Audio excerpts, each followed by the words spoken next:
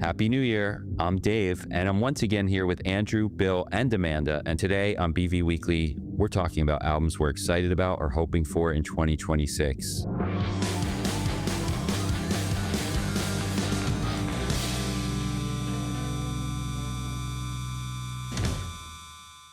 Hey, everyone.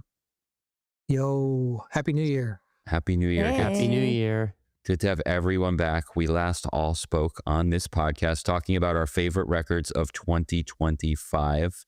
And now, moving on to 2026, we have a whole list of albums also up on the site of albums we are excited for in 2026.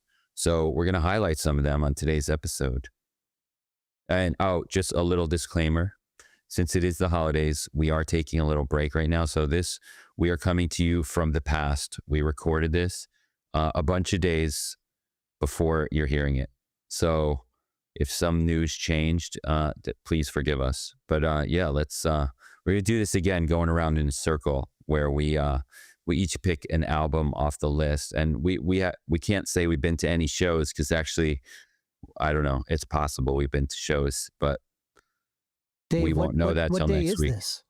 Yeah, what day is this? That's a really good question. I don't think we've decided as of this recording what day it is. But listener, you're listening, you know what day it is. But there's still time. All right, now I'm totally lost. Just trying to Christmas carol a little bit here. Oh, true. All right. Sorry. Let's I'm in my own little improv world here. Sorry. No, don't apologize. I Keep failed it going. improv. I failed. Yeah, the more you mess with me and screw me up, the more people will be entertained. So that's okay. Right. Yeah. That's good for the podcast. Should we list albums? Anybody else got anything else to say before we get right into it? No. So 2026 already looking good, right? Yeah. Let's start talking some albums that we're excited about. Andrew, you want to start? Sure. I will. We've picked 5 each. 2 of mine have release dates and the other 3 do not. But I'll start with one I am 100% sure is coming out in 2026. And that's Converge's Love Is Not Enough. It's the first proper Converge album in 9 years. They in the middle, they had a collaborative album with Chelsea Wolfe and Stephen Brodsky with their Blood Moon project. But this is like just the classic Converge 4-piece lineup, making a Converge record for the first time in almost a decade. And the title track, which we talked about in a previous episode, is an unbelievable song. It's the first track on the record. Jay Bannon says that the album is sequenced in a way where the intensity rises song after song after song. And if that's true, and this is just track 1, I can't wait. It's really unbelievable to me how insanely good, and just like, not even just good, but like just how kind of natural this band sounds after all this time. Like it just, longevity and aging gracefully is not easy, but Converge makes it look easy. All right. My first pick is also one that I am sure comes out in 2026. It'll actually be one of the first releases of the year, as it's out on January 9th. It is the debut solo album from Jenny Hollingsworth of Let's Eat Grandma as Jenny on Holiday. It's called Quicksand Heart. So we last heard from Let's Eat Grandma when they released their 2022 album, 2 Ribbons. And now Jenny has announced her debut solo album, and the songs she's shared from it so far are just like really sparkling art pop, sort of the akin to Let's Eat Grandma's work, but also just like with her own little edge on it. They're really lovely. I think I'm really excited for this one. I think it's going to be awesome. All right, I'm up next, and I think like Andrew, I've got 3 that have actual release dates and 2 that do not. The first one is very soon, January 9th, and that's the new album from Dry Cleaning, which is called Secret Love. It's their first album since Stumpwork, which you may remember was nominated for Best Album Art for a Grammy that year, which if you remember what Stumpwork's album looked like, it's a little surprising, but I actually thought that the artwork, which involved a bar of soap, was really great. Anyway, their new album is produced by Kate Laban, which is exciting. To me, at least, it's their most varied musically yet. I have heard the whole thing. And the band is such a unique alchemy. In a world of talky singers, there's still nobody like Florence Shaw, who has this deadpan, while her bandmates often spin like near metal around her, but there's also like dub on this one and more post-punky type things. And I'm really looking forward to everyone getting to hear this record, which I think is really good. And again, that's out on January 9th via 4AD. There is also nobody like Stove God Cooks. And I can't believe it's been 5 years since his debut album, Reasonable Drought, which he made with the great Rock Marciano, came out. Before his debut album, he was already one of my favorite rappers to hear featured on records by Griselda and probably others that I'm not remembering. In this past year, he appeared on one of our favorite albums of the year, which you may realize if you listen to our recent Best Albums of the Year episode. That was the Clips album, which was huge, felt huge, right? Actually, full like kind of circle thing where we're hearing him on Griselda records. No offense to those guys, to Benny and Conway and West Side Gun, but him appearing on 2025's gonna get the years confused on this episode. 2025's Clips record felt like a really big deal. And so it's really great that Stove God Cooks is finally returning now on February 27th with another new album. Looking forward to that one. Well, I think to kind of reference something Bill said in the last episode about Clips, I think Stove God being also a Coke rapper, I think being on the Clips record was like, Very good point. No, Yeah. definitely. Yeah. But I'm also really excited about the Stove God Cooks record. Especially, like it's kind of crazy to think it's been 5 years since Reasonable Drought, because the rappers in the world that he's part of tend to release like 5 albums in 1 year, Right. So, it feels like the anticipation is really there, and especially coming off that Clips record, like adding so much more anticipation, and he's got more eyes and ears on him than ever. So, I have very high hopes for this. The next record that I have picked, which does have a release date, is Sweet Pill's upcoming album, Still There's a Glow. Sweet Pill have been one of my favorite newer bands in the sort of emo and punk realm. And they started out on Top Shelf doing like kind of like the mathy Midwesty emo thing, and then signed to Hopeless, and they did this EP where they kind of were like a little harder hitting, and like songs were like a bit poppier, not in like a bad way or anything, but like, a little more direct, a little like kind of more to the point. And they're just so good at everything they do, and I'm super excited to hear what they do on, I think this will be their first full length for Hopeless, and the first single, No Control, is just awesome. Definitely one of the best songs of its kind to have come out in recent memory. So very excited for this one. My next pick is Rap Boys Singin' to an Empty Chair, which is out on February 6th via New West.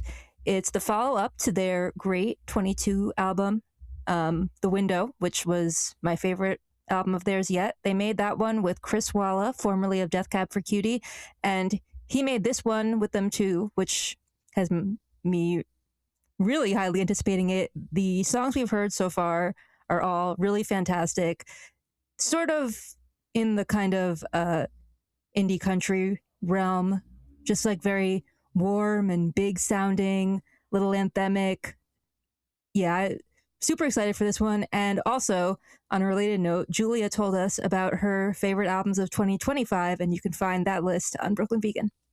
I'm happy to not be the only one on the Rap Boys hype train, because I feel like I've been a professional Rap Boys hyper lately, or hype man, I guess. So I'm glad that I have some company. I can't wait for this record. Probably my most anticipated album of the year, if I had to say. All right, I'm up next, and my next pick is Sleaford Mods' new album, The Demise of Planet X, which is out January 16th via Rough Trade. And that's one day after my birthday. And so I see this as a personal birthday present to me. And actually, they had a record a few years ago that came out on my actual birthday. And I talked to frontman Jason Williamson a couple weeks ago for the BV Interviews podcast, our other podcast, which will be out not too long after this one is. And I asked him why they like putting out records in January. And he just said to me, we have a better shot of getting high in the charts in England because nobody's releasing things yet, which I thought was pretty interesting and, honest of him. There are lots of cool guests on this record, including some unexpected ones like Gwendolyn Christie, the actress who's known for Game of Thrones and Severance. She was on the first single, Good Life, which also features this Irish band, Big Special. Aldous Harding, who is also due for a new record. We'll see. She's on the record, and perhaps the coolest guest of them all is somehow they got Sue Tompkins of cult band Life Without Buildings, who only ever put out one record and then disappeared off the face of the planet.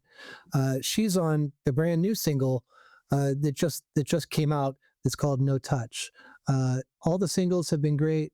I think they worked at Abbey Road for this album, so it's a definite sonic step up for them, and they just keep bringing it as far as I'm concerned, and really looking forward to this one.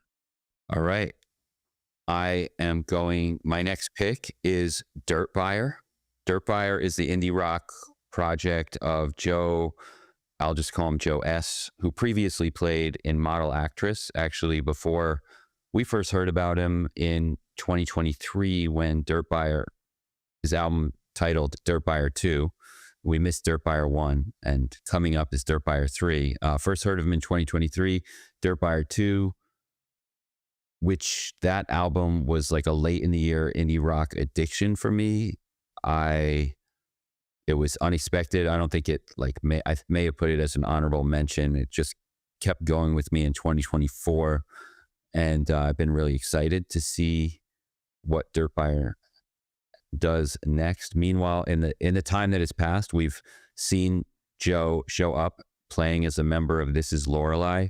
It's kind of the whole scene going on with Fantasy of a Broken Heart, This Is Lorelei, Dirt Buyer, I forget what other bands, but a lot of obviously Water From Your Eyes, a lot of these people playing in each other's bands, and Dirt Buyer has been a favorite for me. Dirt Buyer 3 is out on February 6th, so I'm looking forward to that. I'm very excited for this next album, and I'm also not holding my breath necessarily because No Name has kind of threatened to retire a lot of times in her career, and I almost kind of wondered if her second record, Sundial, was going to end up being her last. But she said she has a new album called Cartoon Radio coming, and the first single, 100 Acres, is really, really good. So I'm hoping that 2026 is the year. She put it out a couple months ago, this past fall, I believe. And I mean, No Name has been one of the coolest, best rappers of the past few years. Her albums are often just as good at the instrumentals on them could basically just be like fantastic jazz records. And then on top of that, she's a great rapper. And with this new single, 100 Acres, it felt like a little bit of a departure for her. It was like a little bit different than what we're used to hearing, but still awesome and still like nobody else in the world. And I'm fingers crossed that Cartoon Radio has more magic where that came from. My next pick is the new album from Manchester's Mandy, Indiana. It's called Erg, and it's out on February 6th. It will be their first release for Sacred Bones, and I think that's a really cool pairing because of Sacred Bones' dark aesthetic seems to really suit Mandy, Indiana. They're one of those bands that I didn't really get until I saw them live, and then that very intense, visceral experience, I just really fell in love with them. And the first single off of this album is similarly intense and really personal for vocalist Valentine Caulfield. So, yeah, this one is shaping up to be a really interesting one. Yeah, I'm looking forward to that Mandy, Indiana record as well. And I liked them before seeing them live, but I have to say, seeing them live, was it just really upped it for me. And I think we've all seen Mandy Indiana live, right? Like Andrew and Dave, you saw him at South by Southwest. They played our At South by, yeah. Yes, sir. Yeah, really cool. My next pick is the new record from London-based band Ulrika Spacek, which is called Expo, and that's out on February 6th. This is the fourth album from this band, who have been sort of experimental psych is how I would describe them. Melodic, but kind of weird, criminally underrated. They're one of these bands that I'm always like, why aren't they bigger? Their last album, Compact Trauma, was my number 3 album of 2023. They don't really sound like Radiohead, but I compare them to them. They've got a lot of guitars. They may have 3 guitarists as well. But I would say this record is kind of their kid A, as they've said that they made it by recording lots of stuff, just sort of like improv playing in the studio, and then they sampled it and rearranged it and turned that into songs. The singles that have come out from it so far are great. They're great live. I'm a big fan, and I'm hoping that this one will maybe bring them to a wider audience that I think they really deserve. All right. I am going to go next with Worm. Worm is a death doom band from Florida who are one of the more exciting bands to come out of underground metal in the past few years, with multiple releases on 20 Buck Spin, who are one of our favorite smaller metal labels that rarely misses. They put out a 2023 split with Dream Unending, which is the dream pop death metal project of Justin of Innumerable Forms and a million other bands, and Derek of Tomb Mold. Dream Unending and Worm coming together in 2023 just felt like, some of the most amazing underground metal artists all coming together on 20 Buck Spin. And now, of course, Worm, I'm sure maybe a bidding war among the bigger metal labels, because they are taking it up a notch in 2026 with their first album for big metal label Century Media. So that album comes out February 13th, and I'm sure it will be an early year contender for end of year lists, for metal end of year lists for sure. So can't wait to hear that one in full. I'm definitely really excited for the Worm album. I loved their half of the Dream Unending split. Especially like it kind of saw them going like, it's like still like extreme, like black death metal kind of stuff, but like had this sort of gothy arena rock side that like kind of like Tribulation used to have when they would mix those two things. So I'm really excited to hear where Worm go next. And Worm also got they're like most metal bands, or a lot of metal bands, their cover art is always so amazing, cool. So cool looking. And but they extend that visual aspect to the live show too. I saw Worm live, and he had corpse paint on, and he was like, I just remember, like, I don't remember if he drank blood or what he did, but there was a little bit of theatrics in there, which made it even more fun. Yeah, and I mean the first single from the new record is like, it's a 10-minute song, and the music video it's considered a short film. It's like they're calling it that rather than a music video. Yeah, there you go. Yeah. So I am really excited about the next Courtney Barnett album. It's not officially announced, but she put out a song called Stay in Your Lane, which sounded like classic Courtney Barnett. I'll say her last album, Things Take Time, I thought was underrated. It definitely didn't get as much love as she tends to get, but I thought it was pretty good. But it was definitely like, she herself has kind of said it was like a less energetic album, whereas that new song Stay in Your Lane just really rocks like a lot of the earlier Courtney Barnett does. And she had said in an interview with on Apple Music One that's kind of the vibe of the new record. She's kind of saying like that it's more of a guitar album, more upbeat, definitely different than the last one. The last one was written during like COVID lockdown, and I think a lot of stuff that came out of COVID lockdown felt a little more intimate for obvious reasons. So I'm hoping that, she did say an album is in fact, like being worked on. So I'm hoping we learn more soon. But if it's anything like Stay in Your Lane, I think it's going to be probably the best Courtney Barnett record in a while. I think everybody's ready to welcome Courtney back. We all loved her so much around the time of those like early EPs, and She was another person who played a Brooklyn Vegan showcase early on, and That's right. I feel like the last record and maybe the one before that never quite hit it for me. But I've always felt like she's got another great one in her. Yeah, I'm definitely ready for the Courtney Sance. We're all feeling it. I wanted to say the same. She also did that project with Kurt Vile. That was very cool. But yeah, I mean, this new single is like, it's kind of like a Pedestrian at Best type song, and that was it might be, who knows, maybe it'll like again, I like all her records, but that was probably the last time. That was from her first full length but kind of second major release. Probably the last time it felt like she was really everywhere, so it might be her comeback year. Nice. Well, my next pick is another January release. It is from Land Hecht, formerly singer-guitarist of Muncie Girls, and it's her new solo album, Lucky Now. It follows her really great last two solo albums, 2021's Going to Hell, which was a particular favorite of mine, and 2022's House Without a View. And the songs we've heard, I think we've definitely heard one, possibly two. They're great. And Bill wrote that that at least one of them would appeal to fans of the Beths, and I agree. I think it's a similar kind of just really satisfying indie rock, really hooky, kind of understated, but really great. Yeah, I'm very much looking forward to her new record, and the songs that have come out so far, fantastic. My next pick is the new album from Spoon. It hasn't been officially announced, but it's going to be their 11th album.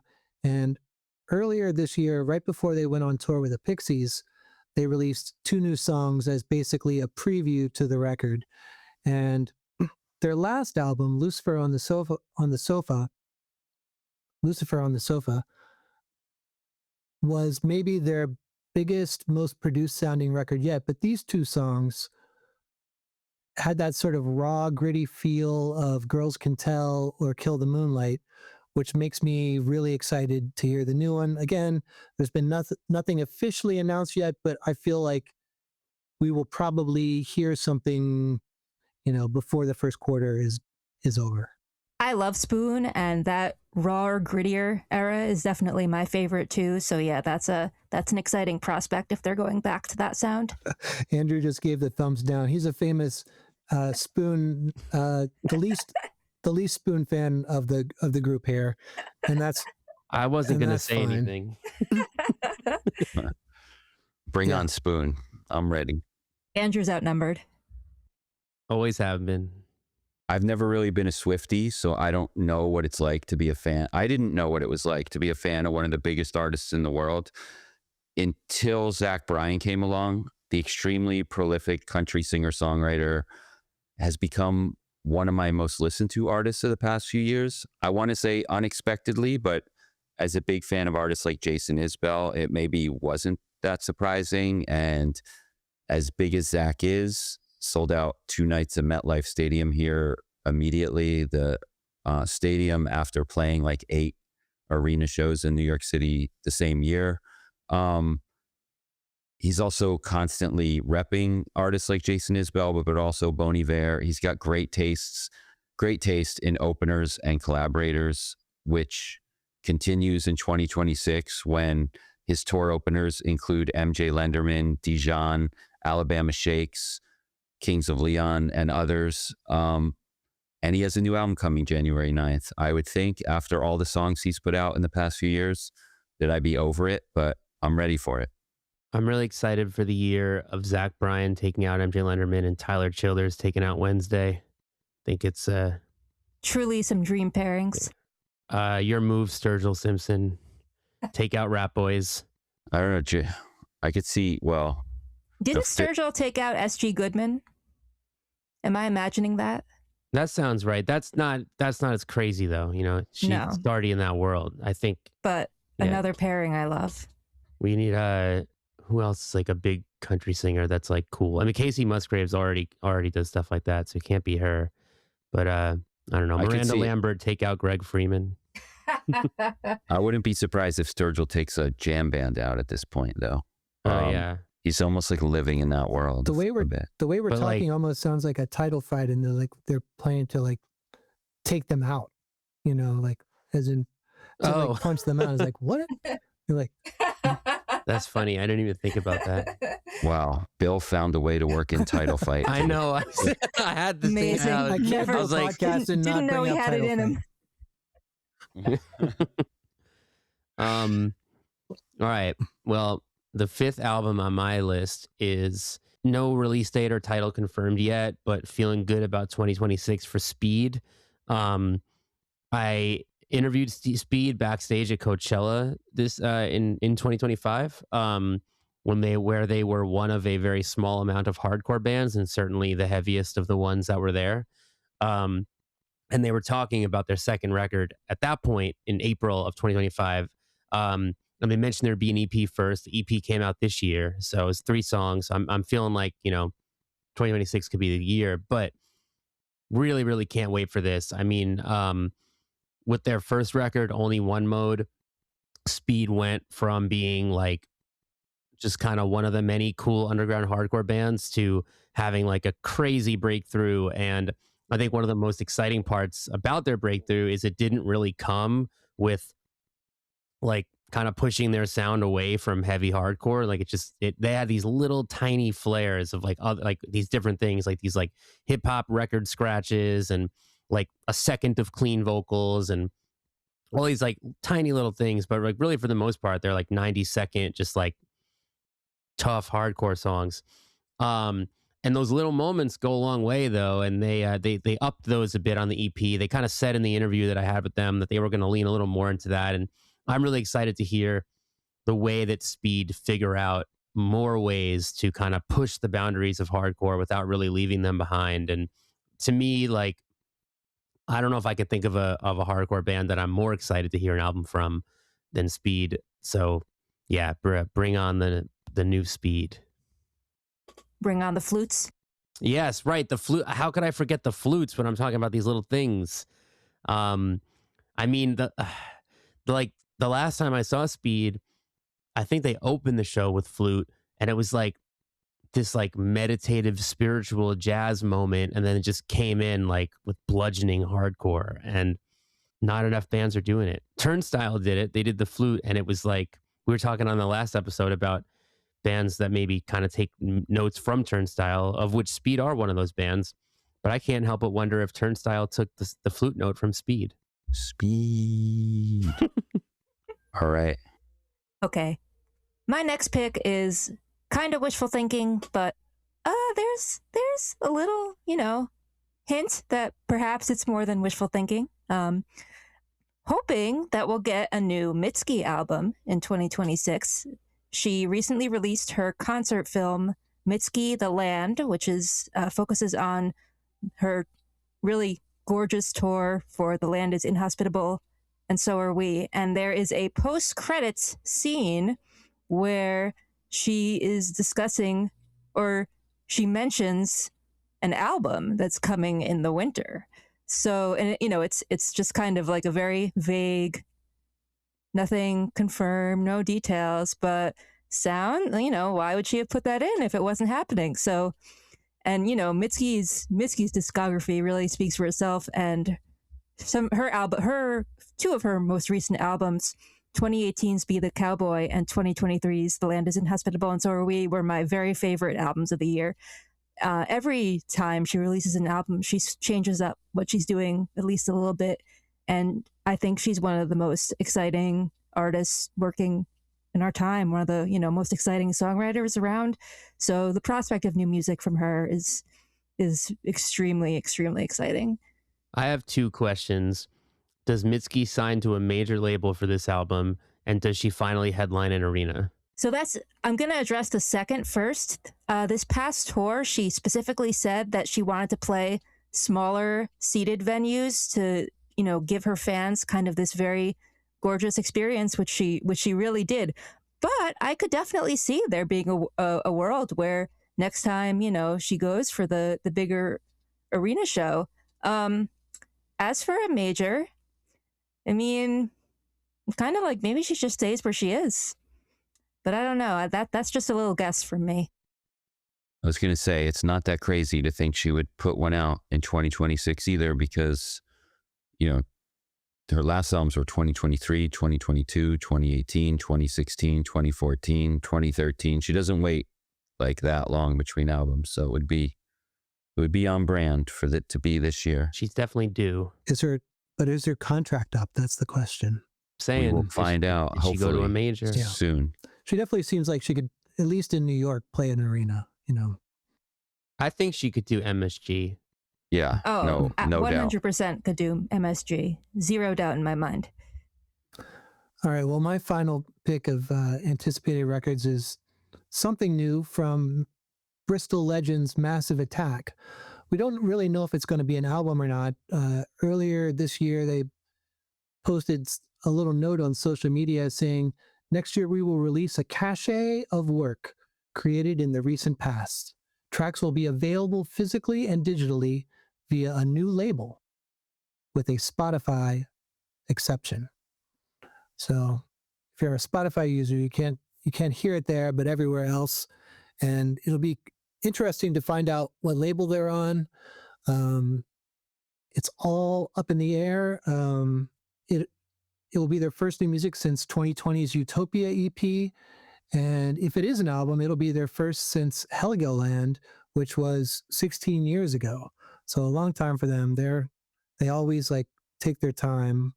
3D and Daddy G, they are perfectionists. I think mainly it's 3D who's the perfectionist. But it should be interesting. They always get amazing guests on their record, like Tracy Thorn and Sinead O'Connor. Young Prophets, is that the name of the band? Is that right, guys? Is it Young Fathers or Young Fathers? And they've been touring the past couple years, not in America, but Elizabeth Fraser from Cocteau Twins, who are on the most famous songs off Mezzanine, she's been playing with them. So it seems very possible that she could be on the new record. I mean, she's married to their drummer, Damon Reese. So that's always a possibility. But, if they wanted to release a new record and get some excitement around it, that would certainly be a way to do it. And with the new record, hopefully that'll mean that they'll finally play North America again. I got to see them on the Mezzanine tour that they did in 2019 at Radio City Music Hall, and that blew my mind. So let's hope they do come back. Yeah, I mean, they were supposed to play here a year or two ago and canceled those shows. Yeah, that's right. Yeah, and Liz Fraser was supposed to be coming with them as well. So that was a huge disappointment. Huge. They canceled those shows like a week before the tour was supposed to start. So a big bummer. Yeah, and that's a bigger problem with the touring industry. But yeah, fingers crossed that not only do we get a new record of some sort from Massive Attack, which seems like they are, but also that they'll bring their amazing live show back over here. Yeah, I kind of forgot about the Utopia EP. I'm looking at the track list now, and it's 3 songs, one with Young Fathers, one with Algiers, and one with Saul Williams. So I'm kind of curious, Bill, who's a newer artist that you would love to see on a Massive Attack song? Well, maybe, boy, what's his face from Fontaine's DC? That would be really awesome. Yeah. That is a good pick. it seems like a realistic pick. Good old what's his face. I'd hoping you'd give us some realism. I mean, what if we get Kneecap on a Massive Attack song? That also seems possible. I don't know, as far as like a female singer, any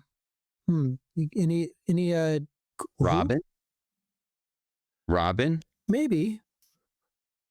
I'm just trying to segue to my next pick here. I bet they like to pull stuff up from the underground. So I imagine that they'll pick somebody that either we barely know or don't know at all. But anyway, I can't wait to find out. And I just gave it away. My next album that I am anticipating is by one of the greatest living dance pop artists, Robin, who returned after 7 years with a great new single, Dopamine, in 2025 that we've talked much about. And word soon followed that a full album was or should be on the way. Maybe by the time this episode drops, we'll even know more about that. Who knows?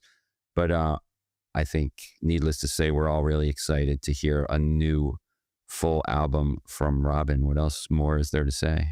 Well, I will say Robin is playing a New Year's Eve show at Brooklyn Paramount. You mean played? Oh, yes, I'm sorry. When this episode airs, she played a wow, this whole time travel thing really confusing. Yeah, so hopefully maybe we learned more about the album at that show. I bet we did. I hope I was at that show. I think all four of us can agree that we're all very excited for this one. Yep. Definitely. Absolutely. Help. So it's 2026. We named 20 so far. Let's get it to 26 for 26. So we're going to bring up 6 albums that have at least been, they seem possible, but they seem just as likely to not drop for many years from now. And some of these have been mentioned in the intros of our anticipated list for years and years.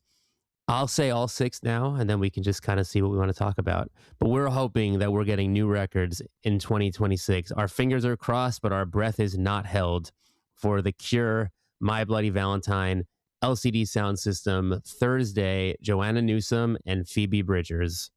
Who do we think is the most likely? Well, The Cure, he's straight up said that album is coming. Coming, but not, Robert Smith has said that a new record's going to come out next year, and it hasn't come out next year. But that lasted for a really long time, and then one did. Right. So now his credibility is kind of higher. But I think that's why we want to not hold our breath for the next one, because had we been holding our breath for that last incredible record, that would have been very, very risky. Right. Yeah. I mean, Kevin Shields has been saying "New My Bloody Valentine" is coming for like a decade now. Yeah, I mean, when the MBV record came out, whatever year that was, 2013, is that right? I think 2013, 2013, and blew up the internet, crashed the internet. I interviewed him later that year, and he was like, "We just got to get these reissues done, and then I've got like 2 EPs that are coming out, and then there's an album." And of course, that was 12 and a half years ago. But it does seem like with them playing records again, they're getting into a cycle, and it seems likely. Though what's weird is their last shows before these new ones that they just did, they played a whole bunch of new songs. But at the shows in Dublin and London, and wherever else they played, no new songs. So who knows? But if it's anything like the last record, it's just going to suddenly appear on their website. They're signed to Domino now, so maybe they've got a label that's actually like prodding them. Hey Kevin, what's up? I also heard that they were like supposed to tour here this spring, but then that hasn't been announced. I don't know whether that's visa problems or what, but it seems like it's going to be a busy year for My Bloody Valentine, whether that means a record or not. For sure. I would hope that if Domino signed them, they did it with the understanding that they might not be able to hold their breath either. Though Domino signed Beth Gibbons of Portishead like 11 years ago, and it took her 10 years to put out a record. So yeah, there you go. They're a patient label. They're playing the long game. Yeah, they're a good home for a band like My Bloody Valentine. Amanda, as resident Phoebe Bridgers expert, how likely is a Phoebe Bridgers album? I mean, it feels like the time. I've noticed with her, we don't really have any evidence that she's preparing to drop anything. It's pretty purely wishful thinking. But I've noticed that she kind of sticks to a pattern where she releases a solo album and then a collaborative project, like she did she did Better Oblivion Community Center after her debut album. And then she did her most recent solo album, Punisher, and then Boy Genius. So it's like, okay, Boy Genius we're now a few years removed from Boy Genius. So maybe it's time for that new solo album. I could see it. It feels not only time, it also feels like she let the other members of Boy Genius have their moments. And so since it's been, first of all, Punisher, Phoebe's last album came out in 2020. That's like forever ago. But Boy Genius was 2023. So even now we're 2026. We got 3 years. But since that Boy Genius album came out, Julian Baker and Lucy Dacus have both also released other albums and been in the spotlight a lot. So yeah, it's like Phoebe's turn. Right, and Phoebe kind of went off the grid. But yeah, I do. It feels like it's time for Phoebe's return. But as I say that, I know that I would like Phoebe's return. So speaking of artists that will probably headline MSG and could, I think for sure. Oh yeah, I mean, after Boy Genius did MSG, there's no question in my mind that Phoebe could be on MSG. a major label. I think that one's almost confirmed. Isn't because the Boy Genius was a major label. Interscope, and then Lucy Dacus' solo record was also on Interscope, right? So I think we assume that Phoebe's got to be, but yeah, I would be surprised if she didn't go to a major after I feel like the writing was on the wall after Boy Genius signed to a major. Yeah, me too. Mm-hmm. Well, I can't wait to hear that either whenever it comes. I'm really, really hoping we get a Thursday album. They basically said one exists or will exist at some point, and they put out 3 songs in 2024 and then didn't really do anything except tour this year. So like I kind of thought we'd get it this year because it was like, oh, the 3 singles are out. And then nothing. But those songs were really good. Like I think as far as bands from the sort of early 2000s emo and post-hardcore thing that Thursday were part of that haven't released an album in a while, I think Thursday are probably #1 contenders to make a genuinely good one, especially given those songs sounded like. So I really hope that happens. Those songs are sick, and Thursday is still such like a live force, and I totally think they have it in them still to make a good album. I'm really hoping for it too. And Joanna Newsom, we're coming up on 3 full years since Joanna Newsom debuted, like basically an album's worth of songs as a surprise opening set for Fleet Foxes in LA. That was in March of 2023.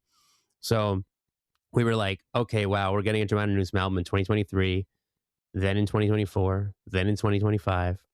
So now who knows? Obviously, Joanna's not the type to move very quickly, but she has 4 incredible, out of this world, better than everybody else albums. And so I think all signs point to if she puts it out, it's going to be amazing. No question in my mind. But hopefully this is the year. My fingers are crossed. I hope so. We need you, Joanna. Come back. We really do. I worry that she isn't talked about enough, and I wonder if part of it is because she refuses to be on streaming services. Which, like, good for her, and I feel like now more artists are following in her footsteps, at least a little bit, pulling out of Spotify. But yeah, it is a bummer if that is keeping her out of the conversation a bit. She was way ahead of the curve on that, but she did eventually come to Apple Music only, so she is on there. Oh, she did? Yeah, I switched to Apple Music a few years ago, partially, and that was one of the bonuses to be able to hear Joanna Newsom again. Not that I couldn't hear her other ways, but yeah, it's, the convenience of being able to hit play on Joanna Newsom is always nice. And to your point about out of the conversation a little bit. But yeah, Joanna just stays out of the spotlight in general. And despite being married to a celebrity, or because of being married to a celebrity. But yeah. Well, I'm pretty sure her husband is the one married to a celebrity. Oh, true. Exactly. And, but yeah, so I too am looking forward to new Joanna Newsom whenever that comes. And you said LCD Sound System as well on this list, which we talked about a bit on our end of year episode, I believe. Yeah. In fact, in 2024, like right before they did their run at Knockdown Center last year, they put out a new song, X-Ray Eyes, that was like just sort of put up on their website. It was like an MP3 that you could download, very, very 2005 of them. And then they ended up playing it live a lot then. And James Murphy made a statement on Instagram and Facebook saying, yes, I'm working on a new record, but we're not going to say when it's going to be, but maybe next year, but when it comes, it comes. And then last year went by and this year went by, and I thought there might be a new song before they played Knockdown again, but that's come and gone. So I think there's a good chance. I interviewed Soulwax earlier this year, and the Diwali brothers are good friends with James Murphy. They do the Despacio portable party together, and they told me that he's working on it and getting close, and that's all that they would say. So I think there's a good chance that we're going to get the new LCD Sound System record in 2026, which will be amazingly 9 years after American Dream, which was their comeback record, and that was really only 6 years after this is happening. So this will be the longest gap. It's crazy because that still feels like the new LCD Sound System record. I know. MBV still feels like the new My Bloody Valentine record. And then these albums are becoming pretty old. Yeah. Yep. All right, everybody. I would say before we end, I feel bad saying what's his face from Fontaine's DC. His name, of course, is Brian Chatton, and he put out an excellent solo record right